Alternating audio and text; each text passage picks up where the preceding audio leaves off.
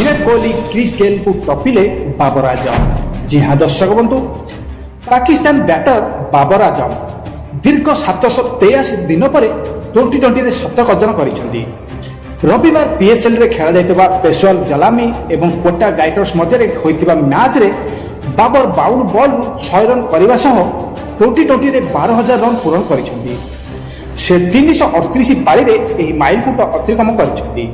यह सहित से विराट क्रिस गेल और विराट को कीर्तिमान को टपी जाइछंती।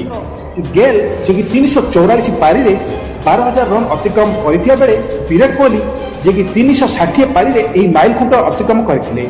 एही शतक बाबर को 12तम टी20 शतक थिला।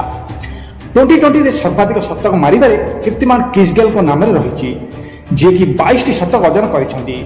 एही तालिका रे द्वितीय स्थान में रहिसेंती बाबर। एही मैच रे पेशोर जलामी जे कि 118 रन रे विजय होइथिला।